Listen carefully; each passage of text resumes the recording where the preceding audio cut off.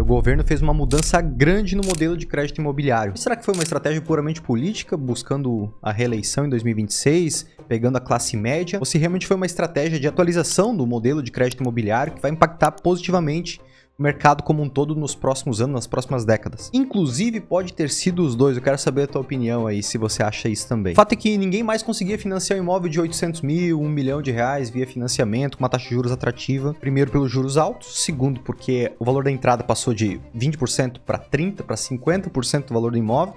Quem que tem esse recurso em caixa para poder dar de entrada no imóvel? E terceiro, porque nem crédito tinha, ou seja, mesmo que a pessoa cumpria todos esses requisitos, ela não conseguia recurso para poder fazer financiamento. Ou seja, não tinha mais recurso, mas agora vai ter. De imediato vai ser liberado 36,9 bilhões de reais já disponíveis para os bancos, diminuindo o compulsório da poupança para fazer financiamento imobiliário. E antes de falarmos aqui sobre as principais mudanças desse modelo do crédito imobiliário, vamos entender o contexto do que nos fez chegar até aqui, né? Quais foram as buchas que foram criadas ao longo do tempo que nos fizeram chegar até aqui. Então, uns 2, 3 anos atrás, a poupança alimentava todo o crédito imobiliário praticamente. Pouco se ouvia falar em mercado financeiro financiando o mercado imobiliário. As incorporadoras pegavam recursos da poupança para construir os empreendimentos, os imóveis de 300 mil reais também pegavam recursos da poupança, os imóveis de 5 milhões pegavam recursos da poupança, pessoa física, pessoa jurídica, todo mundo. Ela dava conta de financiar todo o mercado imobiliário até então, mas taxa de juros, a Selic começou a aumentar, as pessoas começaram a tirar dinheiro da poupança, porque um CDB, um tesouro direto, paga uma rentabilidade superior à da poupança, com o mesmo nível praticamente de seguro, o mesmo nível de segurança e de liquidez, e isso diminuiu o volume de recursos na poupança disponível para novos financiamentos. Do outro lado, mais pessoas passaram a adquirir imóveis, a financiar imóveis. De 2020 para cá teve um boom de aumento de financiamentos. Para ter uma noção, olha, em 2018 foi financiado 57 bilhões de reais em imóveis, muitas unidades, né? Aqui tem 228 mil unidades no total. 2018. Em 2020, 2 aninhos depois, 123 bilhões de reais financiados. 2021, 200 bilhões. Olha só, quadruplicou em menos de 5 anos o tamanho de volume de consumo de imóveis. E mesmo assim, em 2024, né, com uma taxa Selic já mais alta, ainda assim 186 bilhões de reais foram financiados. Inclusive, a Caixa financiou mais recursos em 2024 do que ela deveria. Por isso que teve uma restrição de crédito ultimamente. E aqui nessa outra planilha, que mostra também o volume de recursos da poupança, a gente tinha lá em 2018 600 bilhões de reais. Aí 2020, 800, aumentou, legal. E agora 2024, vamos pegar agora mesmo, 750. Ou seja, quadruplicou o tamanho do mercado, apetite a crédito, mais pessoas financiando em termos de volume, mas praticamente não aumentou. Em nominal aumentou, né? Mas em termos de poder de compra pela inflação não aumentou. Inclusive diminuiu o recurso da poupança nesses últimos anos. Acabou os recursos da poupança, o mercado financeiro começou a vir para emprestar dinheiro para o mercado imobiliário, taxa Selic subiu para 15% ao ano e as famílias começaram a não ter mais condições de fazer financiamento imobiliário. Salvo Minha Casa Minha Vida, que foi uma tacada de mestre do governo, de atualizar para o faixa 4 do Minha Casa Minha Vida até imóveis de até R$500 mil, com perspectivas, inclusive, de aumentar isso. E o Minha Casa Minha Vida é financiado pelo FGTS, pelo pré-sal, pelo Ministério das Cidades, que é recursos nossos, de impostos nossos, então não vem recursos da poupança. Então eles estão salvos. Nos próximos anos, tem recursos para financiar Minha Casa Minha Vida. Para pessoas muito ricas, e aí é muito subjetivo o que é muito rico, mas vamos dizer comprar um imóvel de 3 milhões, 5 milhões, essas pessoas elas não dependem do mercado do crédito imobiliário, do financiamento imobiliário, elas até financiam porque vale mais a pena financiar do que tirar dinheiro do bolso, mas não que elas dependam disso. E aí ficou no limbo a turma ali dos 500 mil, 600 mil, 800 mil, R$1,5 milhão de reais, não conseguiu mais financiar porque a taxa de juros estava muito alta, não tinha crédito e acabaram não comprando mais. Então, parou o mercado, diminuiu muito o acesso a crédito e as vendas das incorporadoras e de clientes finais também. E agora esse novo modelo do crédito imobiliário, com foco muito nos recursos da poupança, veio para dar uma oxigenada nesse mercado que estava respirando sob aparelhos. Foram 3 grandes mudanças para esse novo momento. Primeiro, o maior de todos, é o compulsório. De 20% de todos os recursos da poupança ficam retidos no Banco Central como uma garantia, vai ser diminuído para 0, ou seja, não vai mais ter compulsório em 2027, não vai mais ter mais. Já de imediato, 5% já vai reduzir, que é aqueles 36,9 bilhões que eu te falei, que imediatamente já vai ser despejado na economia. Ou seja, A cada R$ 1 milhão de recursos que um banco capta da poupança, 65% obrigatoriamente, ou 650 mil, ele tem que emprestar via crédito imobiliário. Os outros 20%, ou seja, já 85% do valor total, ficam retidos no Banco Central como compulsório, como um colchão de garantia. Oscilações de crédito, de saques, de liquidez, que é natural para o mercado financeiro. E os outros 15% do saldo remanescente, aí sim o banco pode emprestar por livre-arbítrio, né? Ele pode emprestar no cheque especial, num limite maior, no cartão de crédito, ou fazer um financiamento com uma taxa de juros maior do que o SFH, que a taxa limite é 12% ao ano mais TR. Todos os recursos da poupança só podem ser financiados com uma taxa limite de 12% ao ano mais TR. Não pode passar para 13%, 14%, 15%. No SFI, Sistema Financeiro Imobiliário, aí os recursos são livres. É captado via CDB, via outros instrumentos dos bancos, de pessoas comuns, assim como você e que eu, coloca dinheiro lá na renda fixa com D mais 0, D mais 30%.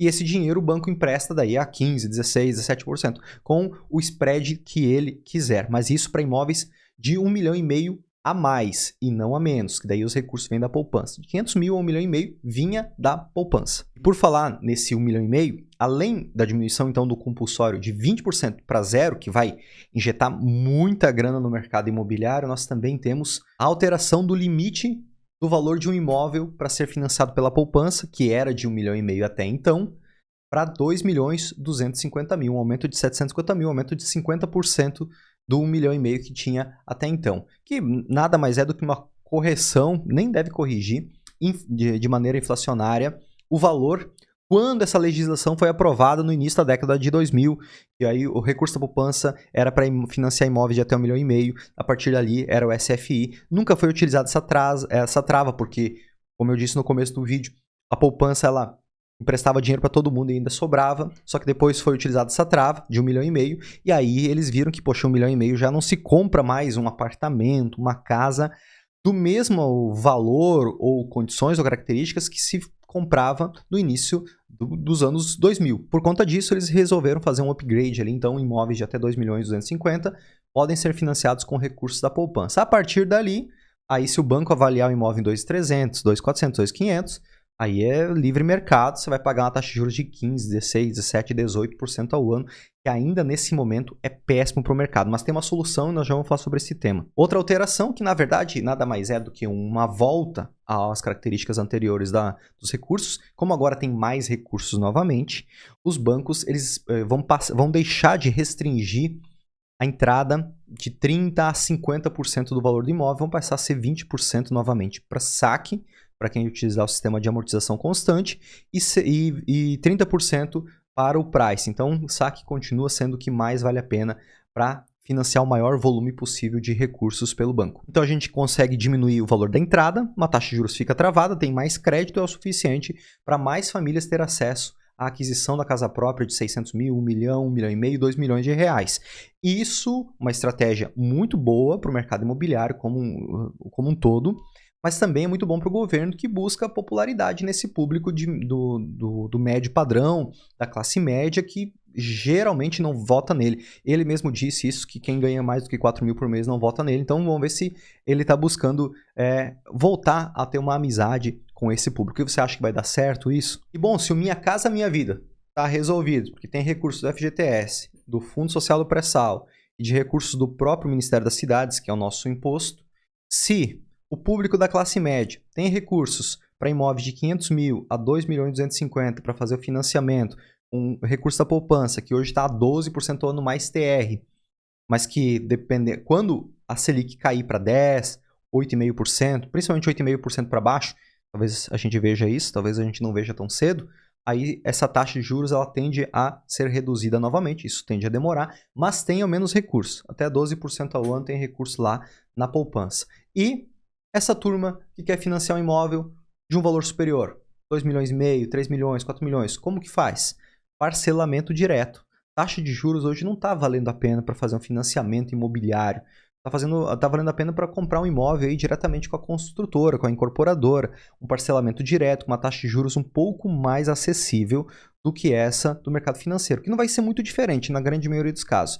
A incorporadora que faz conta, ela percebe que o custo do dinheiro dela né, ela está tão alto quanto o custo do crédito do mercado financeiro, de um financiamento de um imóvel a preço de mercado. Mas o que realmente está valendo a pena para aquela família que quer adquirir a casa própria nesse momento, mas que está disposta a aguardar 2, 3 anos, 4 anos para esse imóvel estar pronto, é fazer a aquisição de um apartamento na planta, para moradia ou para veraneio, seja o que for. Por quê? Porque durante a obra, ao invés de pagar uma taxa de juros de 12% ao ano, 15% ao ano, paga apenas a correção do custo de obra, que varia de 4% a 6% ao ano, em média, tá? Nunca passa disso. Raramente passa disso. Então, por 4 anos, essa família não vai ter acesso, não vai precisar ter acesso ao banco, pagar uma taxa de juros alta, que é o período que vai levar para a taxa de juros do crédito imobiliário voltar a cair. E aí sim, quando o empreendimento estiver pronto, ela fizer a quitação do saldo devedor do financiamento junto a uma instituição financeira, um banco, uma taxa de juros mais atrativa. Tem 3 grandes benefícios aqui. Primeiro, que ela paga uma entrada bem baixinha quando ela compra o apartamento na planta. Segundo, que a correção das parcelas e dos balões, os reforços, são via CUB ou INCC, que varia de 4 a 5% ao ano. Bem melhor do que pagar 12, 15% ao ano. Terceiro ponto, que ela está comprando um carro modelo 2026, 2027, 2028, ao invés de comprar um carro já usado modelo 2020. Ou seja, esse carro novo ele tem uma percepção de valor maior. Ela vai ter uma valorização desse imóvel até ele estar pronto. E por último, ela vai ter acesso ao crédito imobiliário daqui a alguns anos, 2, 3 anos, quando naturalmente o ciclo do crédito imobiliário, do mercado imobiliário, voltar a fazer o custo do capital cair, ela vai ter acesso ao crédito imobiliário mais barato para fazer a quitação do saldo devedor do seu imóvel. Então esse é um bom momento para fazer aquisição para moradia, ou para veraneio, ou para uso ou para alocação de imóveis na planta. E se você quer entender mais como faz para investir em imóveis na planta comigo e com a CP8, os nossos empreendimentos aqui no litoral norte de Santa Catarina, que abaixo desse vídeo tem um comentário fixado, você pode clicar nele, onde você vai fazer a aplicação para investir comigo com a CP8 em imóveis na planta. Vai preencher os seus dados aqui e alguém do meu time vai entrar em contato contigo para te apresentar como você pode multiplicar patrimônio com imóveis na planta e surfar a valorização do mercado imobiliário justamente agora com taxa Selic alta. Então faça sua aplicação e vai ser um prazer ter você conosco. Além disso, eu vou deixar um vídeo aqui para você assistir sobre imóveis na planta. É importante você assistir ele antes de fazer qualquer investimento. Assista lá porque você vai gostar.